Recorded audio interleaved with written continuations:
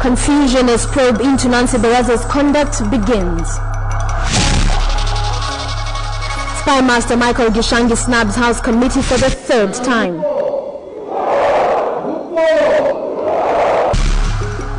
Uhuru drops hint that he may be walking out of cunning.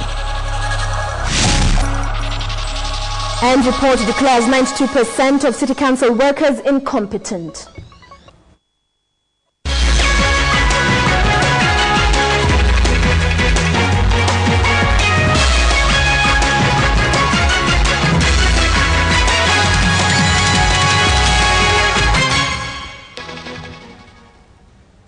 Welcome. The preliminary hearing for the tribunal set to investigate the conduct of suspended Deputy Chief Justice Nancy Baraza began today amid confusion.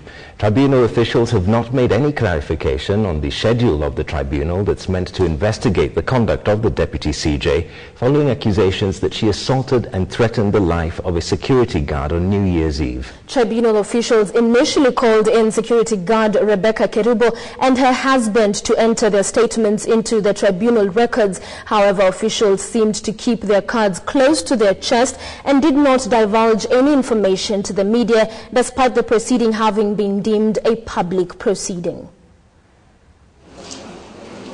The tribunal proceedings got off to a rather confusing start on Thursday morning.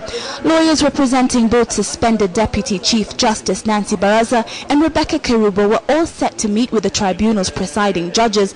However, once they arrived at the Shimba Hills room at the Kenya International Conference Center, they were met with an empty room. She called me through the husband, incidentally, the husband, Bernard. He told me that indeed there is a letter which is at my client's workplace to the effect that she should appear today at 2. I received a request from my boss, that's Dr. Hamina, to come and get to know what actually is going on. But we have not received any summons or any letter to the effect that the tribunal was to start sitting today. What was strange is, despite the fact that the tribunal is meant to be held publicly, officials made no communication of its schedule or the rules that will govern the proceedings to Baraza and Kerubo's lawyers, witnesses or the media. The Constitution, when it's come to the issue of removal of the judge, the Constitution contemplates enactment of a law to govern the procedure. We do not have such kind of a law.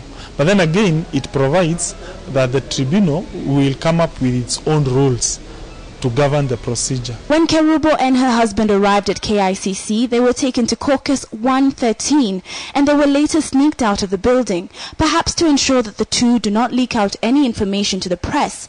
However, we later found out that Kerubo and her husband were called in for an interview with the tribunal officials, and a third witness from Kerubo's side is expected to appear in an interview this week. But it is not clear how many witnesses Baraza's legal team will present during the proceedings. It is not clear how long this preliminary stage will take before the tribunal hearings actually begin. But what we do know is that officials will continue to collect evidence from various witnesses. Catherine Omwando, KTN in Nairobi. Parliament's Committee on Defence and Foreign Relations has written to the House Speaker to take action against NSIS Director Michael Gishangi for failing to appear before the House Committee for the third time.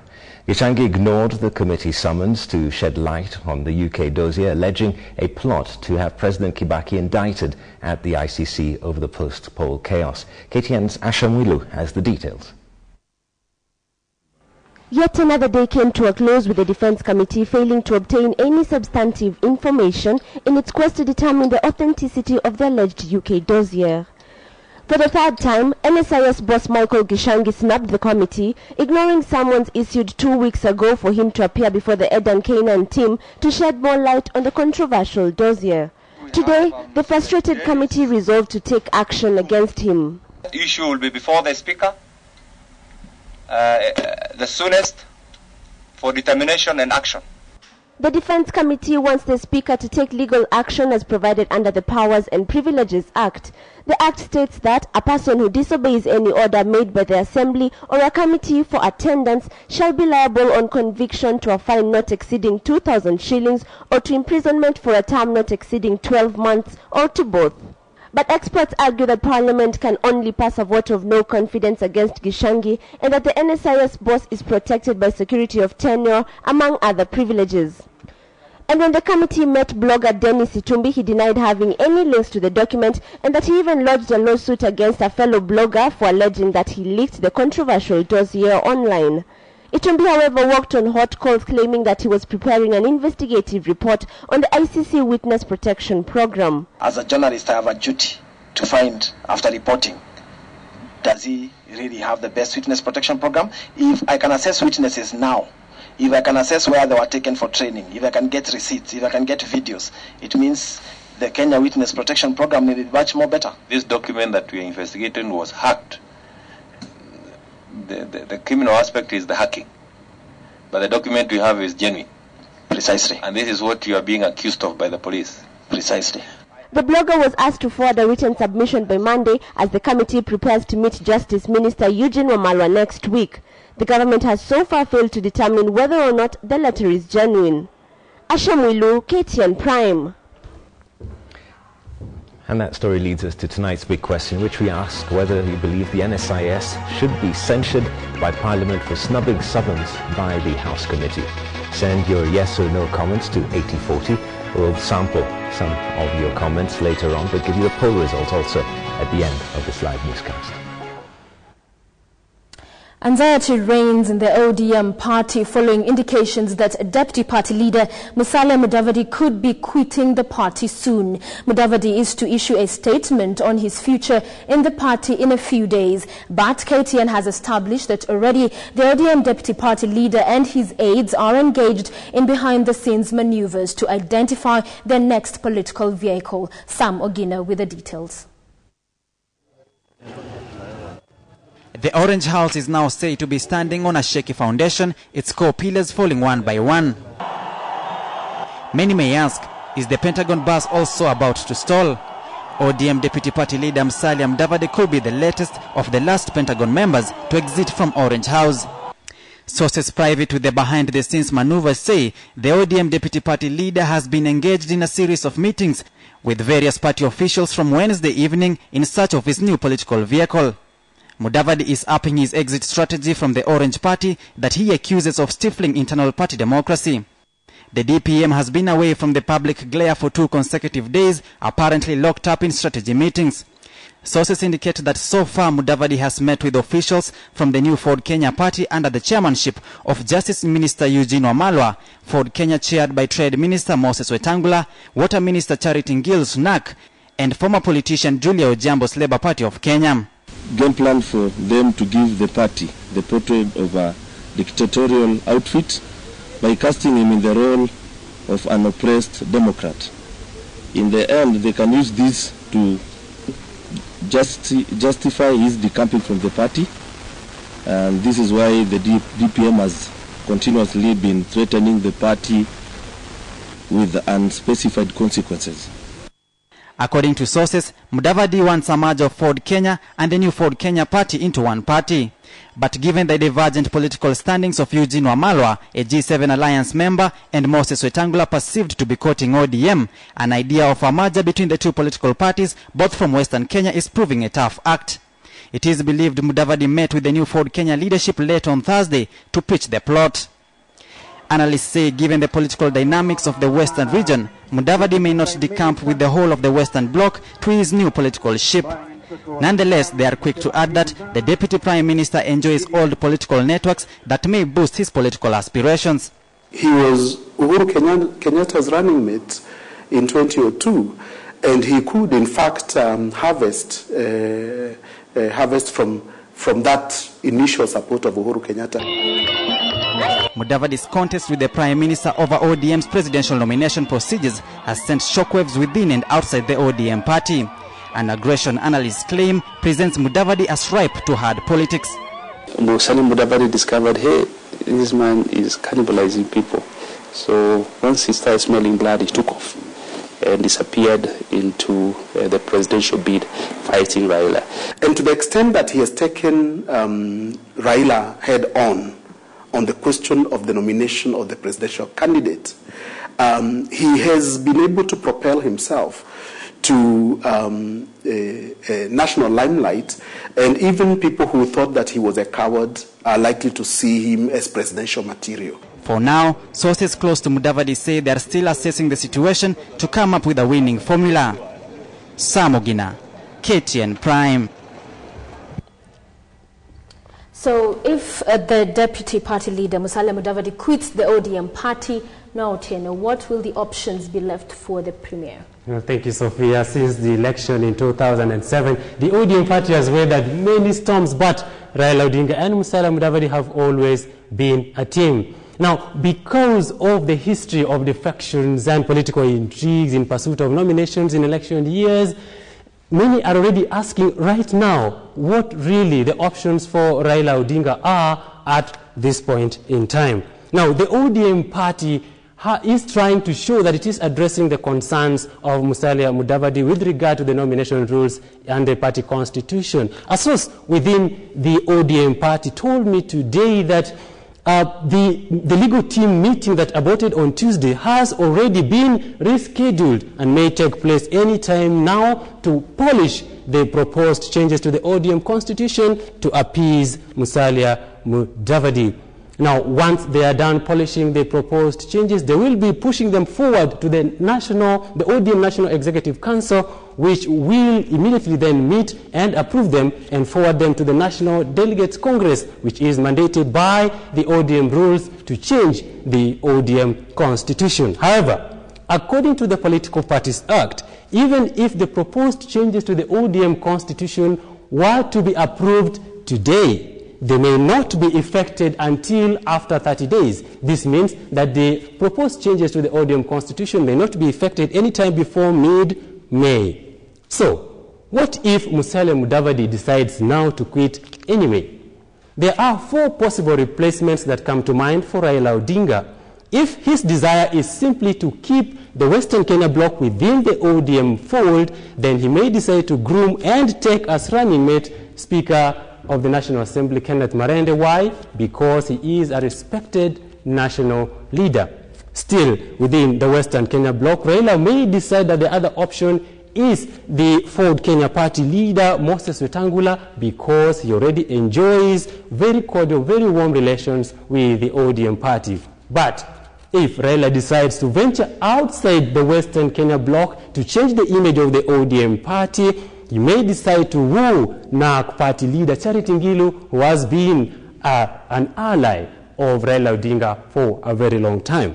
But Raila Odinga may also decide to take the big leap, be brave, and try to woo the Rift Valley bloc by taking as a running mate the Agriculture Minister, Dr. Sally Kosgei. This may not guarantee Raila Odinga the biggest share of the Rift Valley vote, but with this team, he may still run a very decent campaign in the Rift Valley bloc. However, remember, this for Raila Odinga and Musalia Mudavadi may just be a political chess game to test the waters ahead of the rigorous campaigns expected at the end of this year. Back to you, Sophia and Michael. Thank you very much, Noah.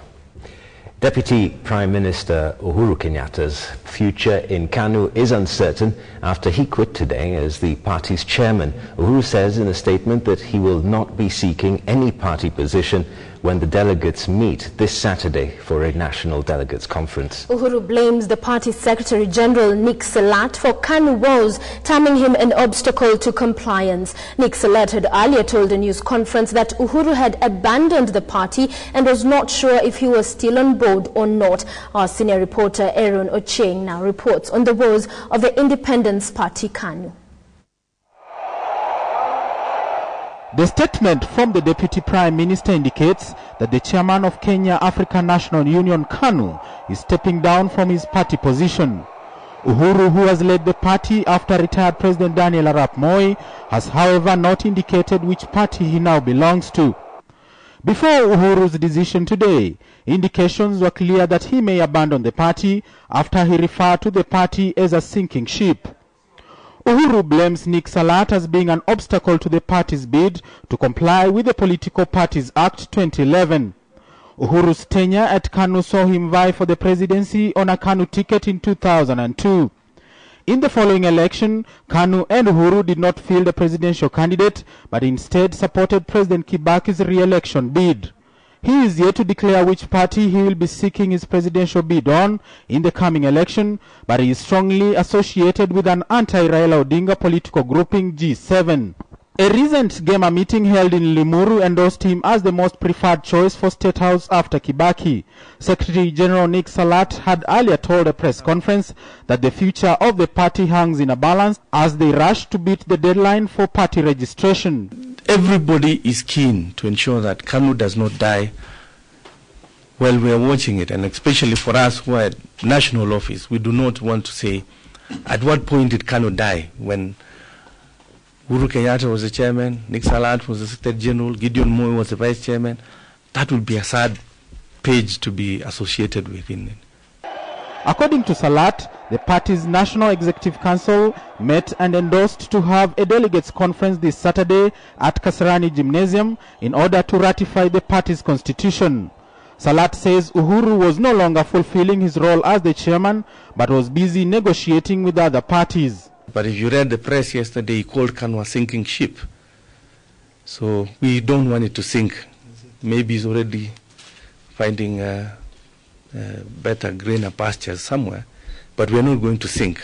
It is the last bit of an effort to save the Independence Party, a party that has been in existence for decades, and they have exactly 12 days to do that. Aaron Ocheng at the KANU headquarters in Nairobi. Transport Minister Amos Kimunya said that the Parliamentary Select Committee on Labour should not discuss the Kenya Airports Authority strike because the matter is already before court. Kimunya also said that the strike touches on matters of national security which cannot be discussed in such a forum.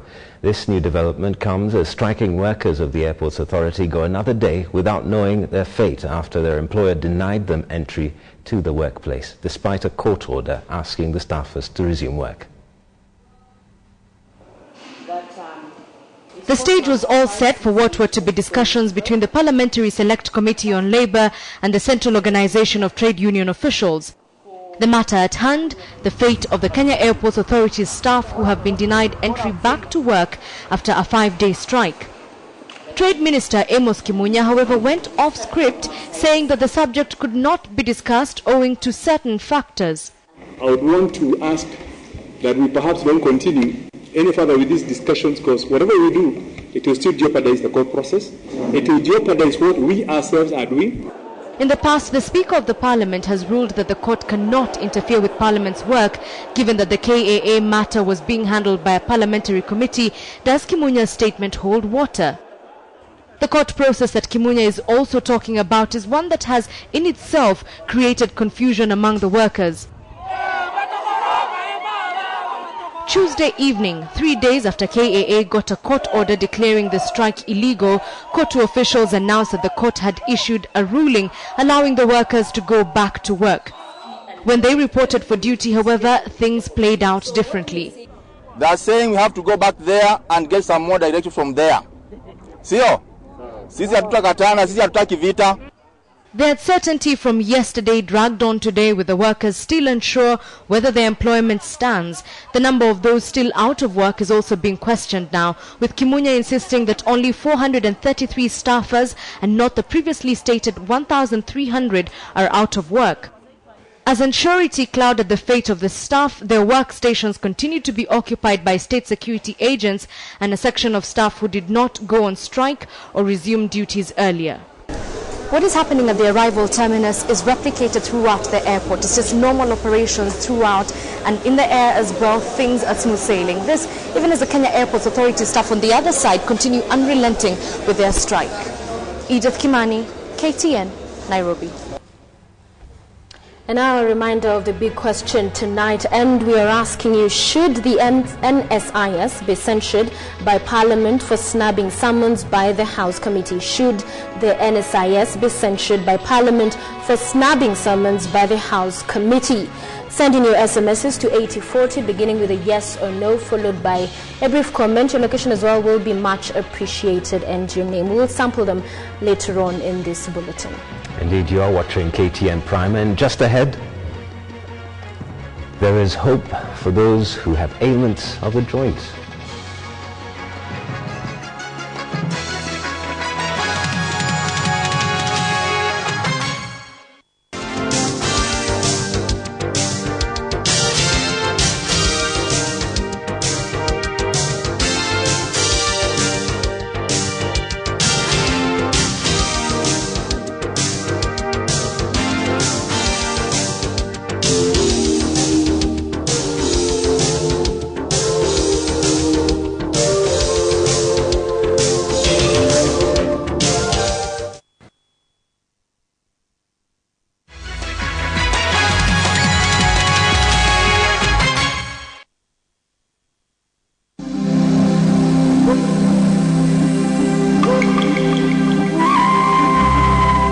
We started at 27 billion shillings a turnover. We've grown up to 85 billion shillings turnover now. That's $1 billion turnover. And taking into consideration a number of limitations that we've had. One is, of course, you need money to buy aircraft or lease them. Second one is availability of pilots, and we took a deliberate decision to start training our own pilots ourselves. And the other concern is, of course, the airport and the bilateral air service agreements between us and the various African countries that we operate into. That has been quite positive, and we're very, very bullish going forward. Kenya Airways, the pride of Africa.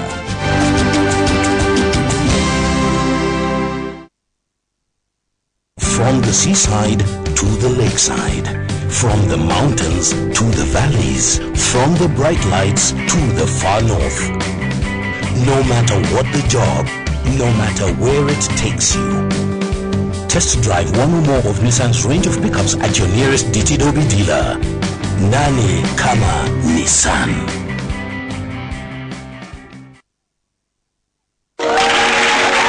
Keroche Breweries Limited, leaders in quality. The home of quality. Truly Kenyan. New Maximum Hydration Body Lotion for Men delivers intense nourishment with no sticky feeling while providing 24 hours plus moisturization for skin prone to dryness. New Nivea for Men Maximum Hydration Body Lotion, the perfect defense for dry skin. Nivea for Men. What men want.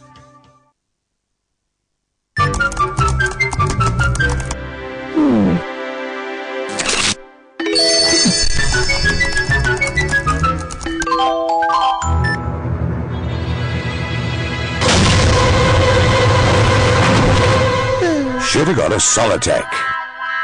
Look for a Solitech at your local store. Solitech, the power to protect.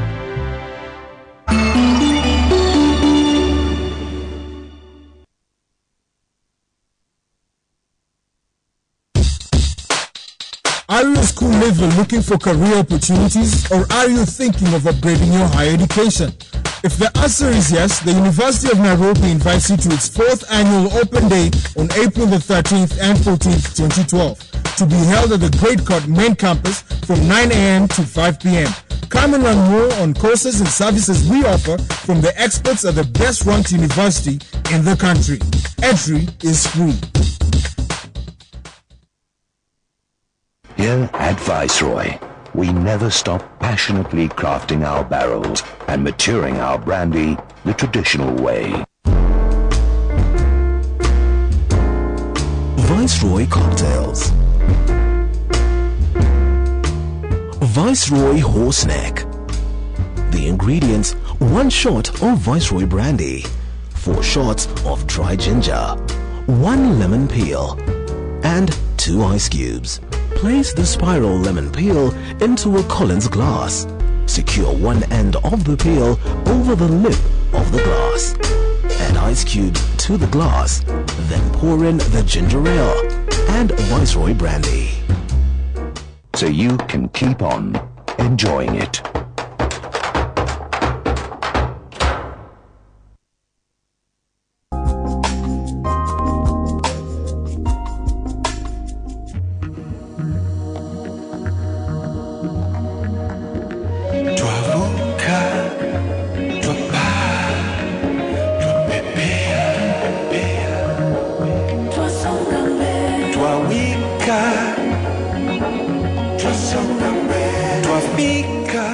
Natural beer, sugar-free, truly Kenyan.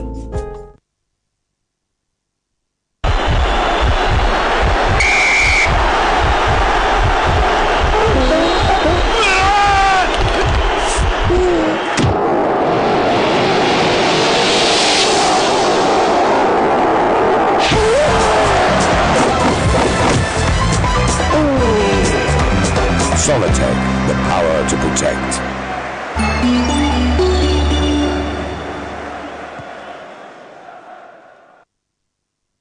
That may be good enough for these gems, but gems are getting tougher. You need advanced protection. Lifebuoy Advanced Lifebuoy gives protection against 10 infection-causing germs. 10 infection-causing germs. 1 advanced protection. Lifebuoy.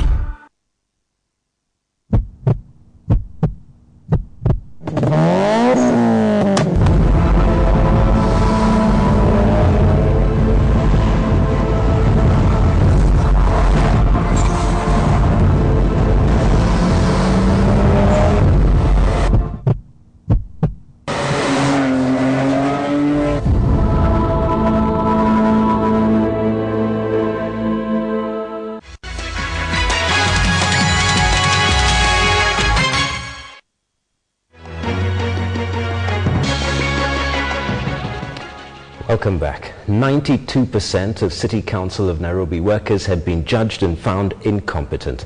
This according to an audit carried out by PricewaterhouseCoopers. In its report, the firm recommends that the council trim its workforce. Pointing out that as matters stand, it is carrying over 3,000 surplus workers. This even as it suggested that the council seek the services of more personnel with technical skills. Town Clerk Philip Kisia says the council is now considering hiring directors on a technical basis, with their contracts renewable only on the basis of their performance. It has been 2 years in the pipeline. The second part of the PricewaterhouseCoopers audit report on the City Council was finally released Thursday. Its findings shocking. The audit found 92% of the City Council workforce of 12,000 employees incompetent. Further, according to the report, 52% of workers were not educated beyond primary school level. This while only 39% of staff in managerial positions were found to hold a minimum of a bachelor's degree. In addition, at the time of the audit, just over 25% of the council's workforce was 50 years of age and older, and therefore likely to retire.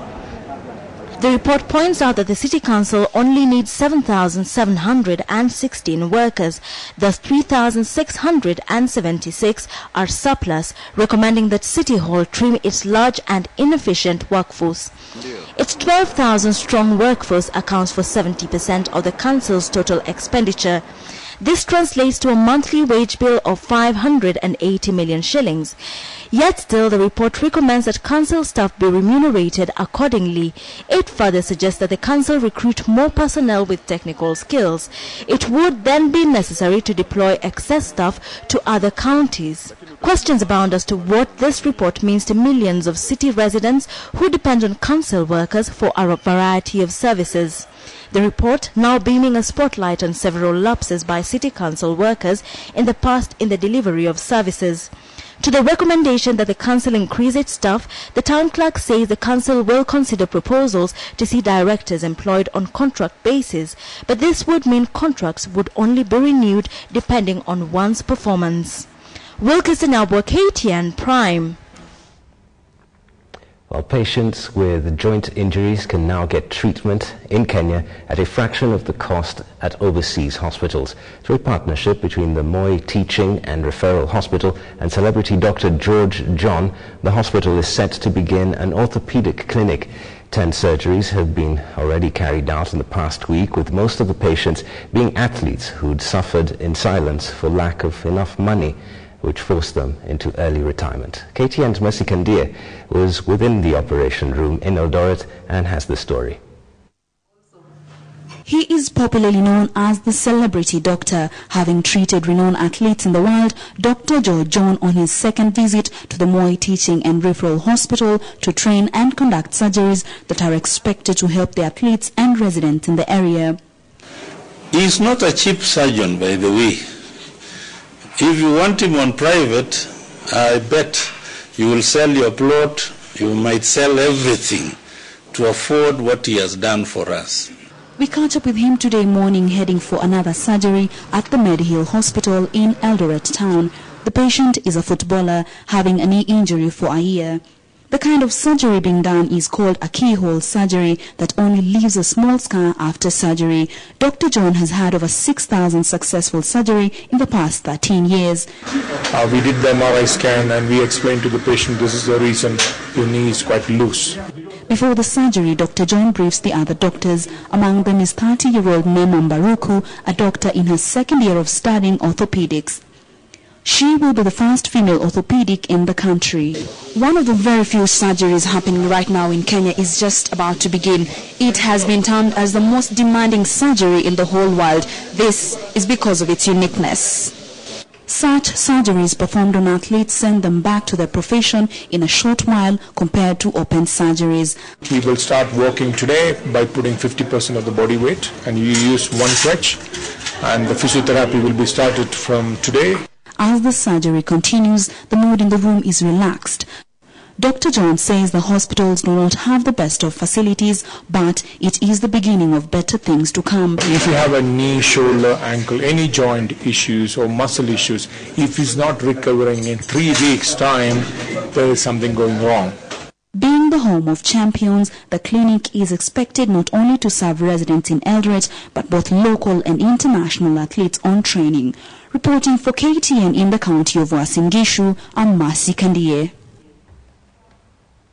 Now, in a local roundup, 6 people died and 2 others were severely injured after the lorry they were traveling in lost control and plunged into a river. And elsewhere, Kenya, an assistant chief in Moyale shot dead an alleged human trafficker after the deceased refused to give him a bribe.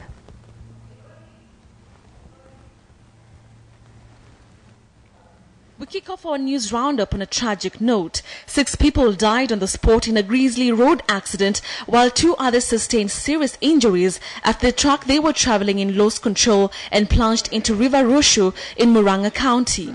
Confirming the incident, area OCPD Saidi Mohammed said that the truck driver was speeding and was unable to navigate a sharp bend. One of the critically injured was rushed to the Kenyatta National Hospital, while the other is receiving treatment at Githomo Mission Hospital. In Vihiga, a 22-year-old female student at Kaimosi Teachers College was found murdered at a lodging in Majengo. The body was discovered yesterday morning by a worker at the hotel who had gone to clean her room. It is alleged that she was murdered by her boyfriend, whom she had shared a room with the previous night. Police are conducting investigations. And now to a bizarre turn of events in Isiolo County, where a chief who allegedly shot and killed a resident who refused to give a bribe is walking scot-free after police failed to arrest him for the crime committed. John Maina Mumbi met his death last week when he met the assistant chief with other officers who had blocked the road, ordering him and the passengers out of the car and shooting him instantly after he declined to offer a bribe. Officers from the Moyale police station, however, did not arrest the assistant chief even after he pleaded guilty. And finally, to Kericho, where a woman aged 110 years from Bureti could be the oldest person living in Kenya and among the countable elderly people worldwide. Taplule Rael Samich was born in 1902, blessed with 14 children, with her firstborn now aged 80 years. The average Kenyan's lifespan as of 2010 was put at 50 years of age, and Rael seems to have beaten the odds. Her family describe her as a humorous and strong woman who's not ready to give up just yet. For KTN Prime, I'm Betty Kialo. Prime Minister Raila Odinga says that diabetes is now not just a public health matter, but is emerging as a social and economic problem that's increasing poverty and destitution among Kenyans. Raila says the government will soon launch a new national health policy which will focus on non-communicable diseases like diabetes, cancer and heart-related ailments. Raila made the remarks in Kanyariri Dispensary in Kikuyu constituency while launching a diabetes project that will see a Danish drug manufacturer Novo Nordisk retail insulin injection drugs at 500 shillings down from 1,800 shillings. Raila was at the Kanyariri Anglican Church Dispensary in Kikuyu to launch a diabetes project that brings together the Ministry of Health, the Church and Novo Nordisk, a leading manufacturer of insulin. The project aims to increase access to diabetes medicine to the disadvantaged populations in Kenya.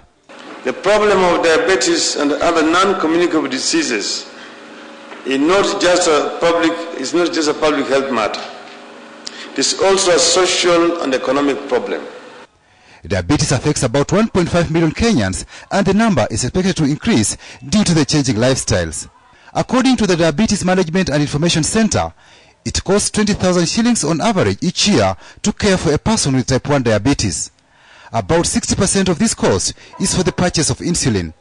Consequently, the government has seen the need to highly subsidize the fee charged patients with diabetes to improve access to insulin. And this partnership with the lead insulin manufacturer will see the price of insulin reduced drastically. When the products leave our factory and are sent to Kenya, the cost of treating one diabetic for one day is less than a can of Coca-Cola. With the new constitution, the status of health in Kenya has changed. Now all Kenyans, all of you, have a right to basic health care services. Diabetes medicine is not only for people living in Nairobi, it is also for people and poor people living in the rural areas. This is what we are trying to achieve with this project. 70 diabetes comprehensive care clinics have been established in major public hospitals all over Kenya. And the government is now shifting focus to non-communicable diseases. We are proposing in a cabinet memorandum what we call a difficult diseases fund. A fund that will be special for people suffering from non-communicable diseases, which are very difficult to deal with. Just the other day we were burying somebody who was in a hospital for just 2.5 months. The bill was close to 10 million shillings. A hospital bed is much more expensive than a bed in a 5-star hotel in Nairobi.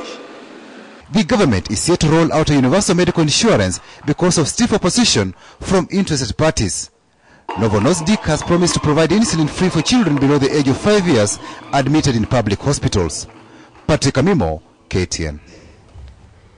Well, it's time now to turn to the latest in business, KTN Business Today. That will be taking place shortly after this break.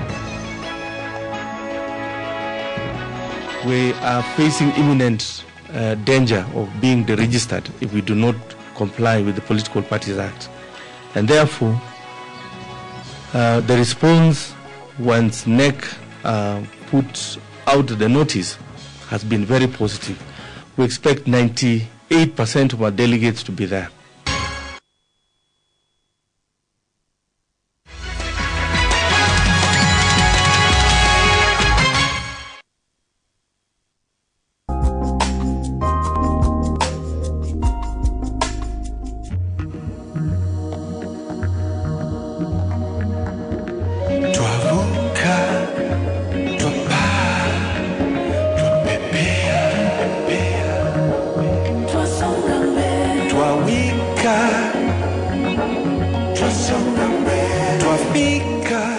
Natural beer, sugar-free, truly Kenyan.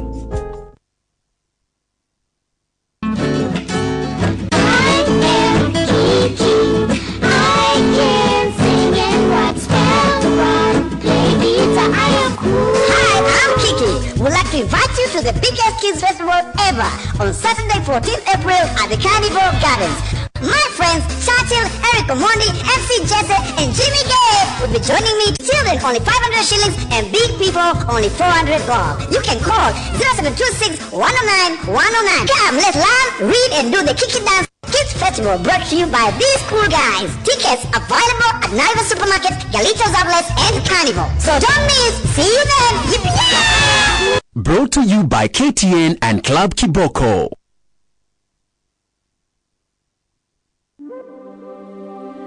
Kenya Airways' dream of a new Africa competing on a global scale is now becoming reality with the Kenya Airways rights issue, and we're inviting all our shareholders to own a piece of the dream of 9 new Boeing 787 Dreamliners, the world's most modern passenger aircraft, spearheading a fleet of over 100 new aircraft, uniting every capital in Africa with major destinations across the globe. Don't miss out on the Kenya Airways rights issue. Apply now for your rights and let's turn our dream into reality. Kenya Airways, the pride of Africa. Here at Viceroy, we never stop passionately crafting our barrels and maturing our brandy the traditional way. Viceroy Cocktails. Viceroy Highball. The ingredients are double Viceroy brandy, half a glass of club soda, and garnish with lemon twist. Mix both the ingredients in a glass over crushed ice and stir. Garnish with a lemon twist. So you can keep on enjoying it.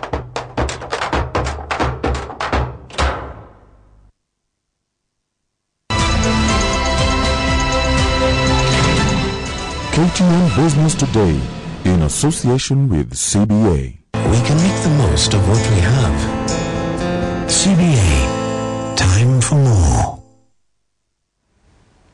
Welcome to Business Today. Treasury has been given an 8-day notice by Parliament to present the finance bill before it. The ultimatum, the House Budget Committee says, must be met or taxes already collected by revenue authorities be refunded, since holding them will be illegal.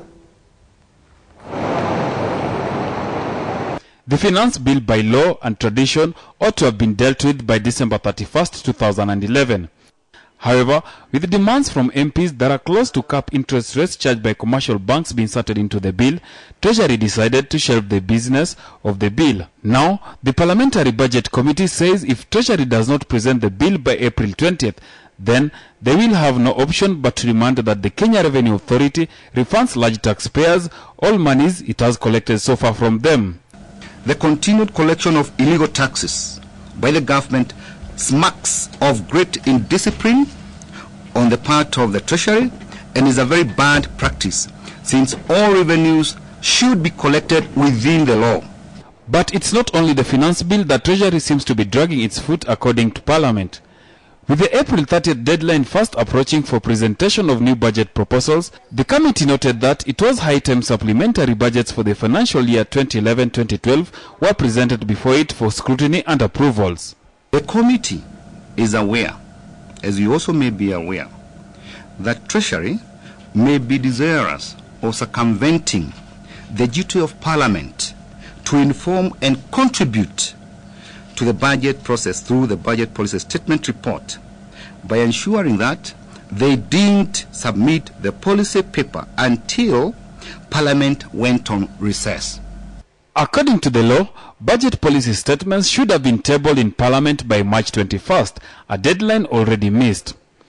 The Parliamentary Budget Committee works in close relations with the Budget Office in Parliament, critical in the preparation of the national budget. Joseph Bonyo, KTN Business Today.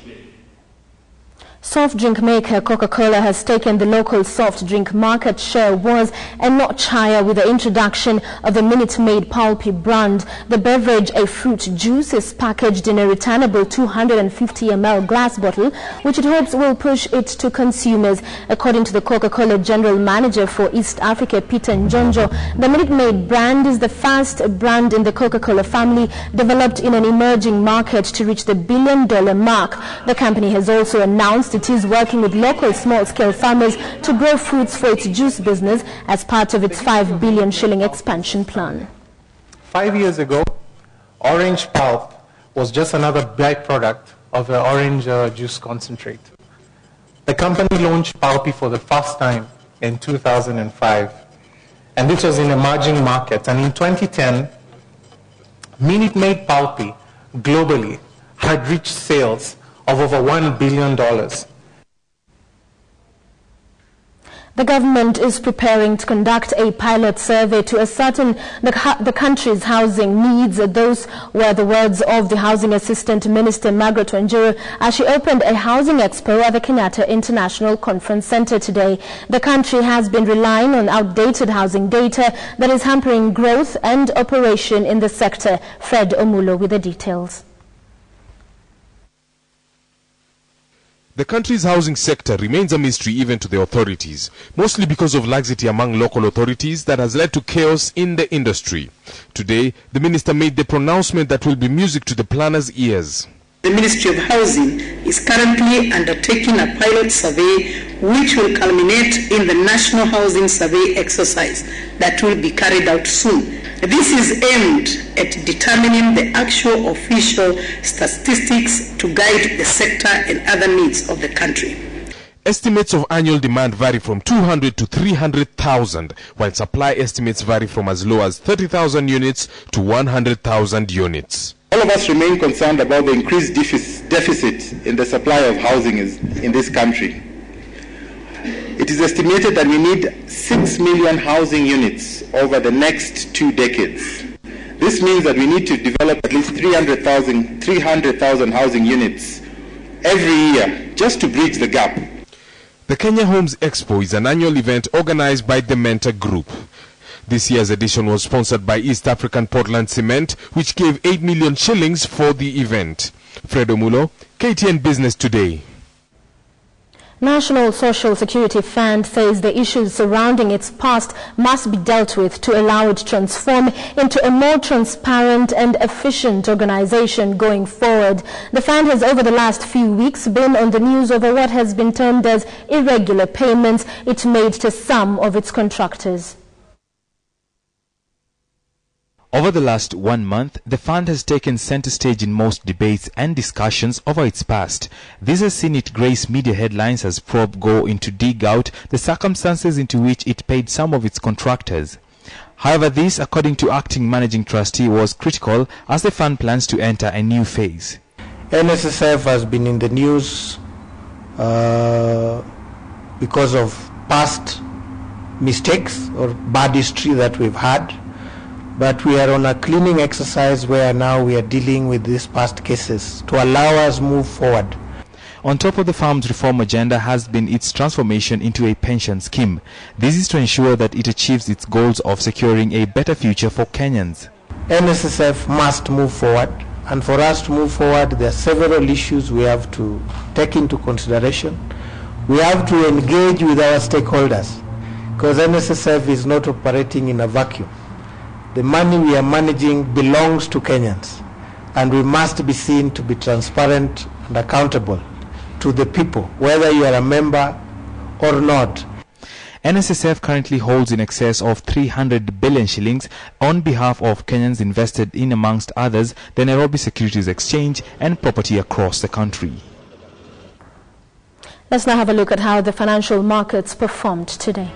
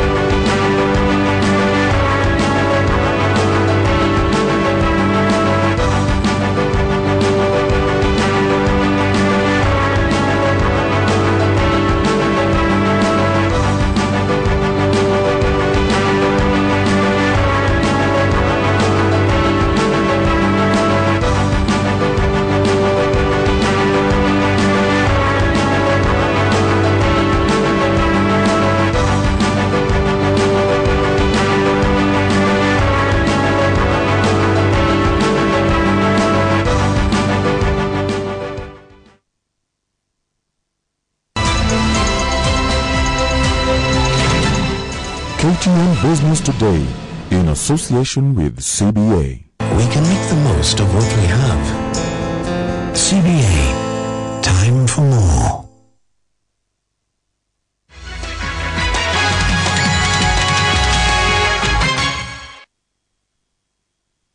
Je, unapenda na kuelewa vyema kabumbu? Basi chukua bike. Bonga boli katika ulimwengu wako wa mabingwa Supersport.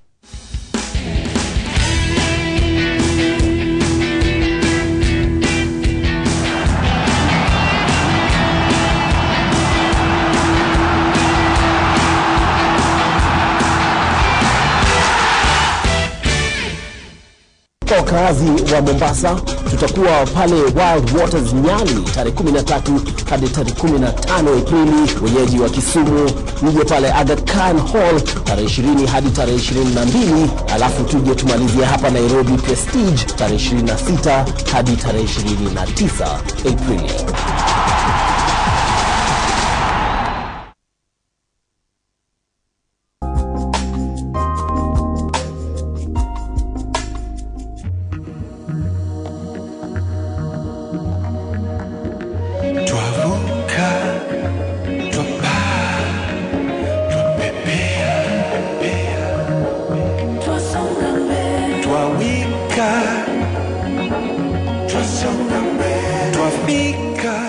Natural beer, sugar-free, truly Kenyan.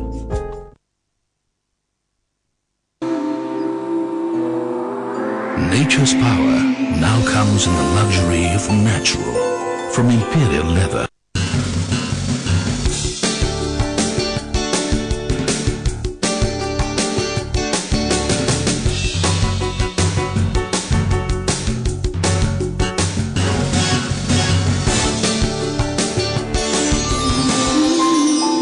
Natural from Imperial Leather. Nature protects best.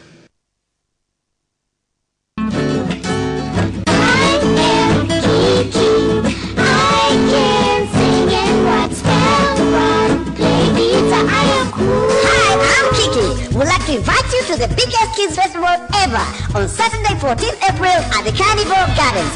My friends Churchill, Eric Omondi, MC Jesse and Jimmy Gay will be joining me. Children only 500 shillings and big people only 400 bob. You can call 0726 109 109. Come, let's laugh, read and do the Kiki Dance Kids Festival brought to you by these cool guys. Tickets available at Naivas Supermarket, Galitos Outlets and Carnival. So don't miss. See you then. Yippee! Brought to you by KTN and Club Kiboko.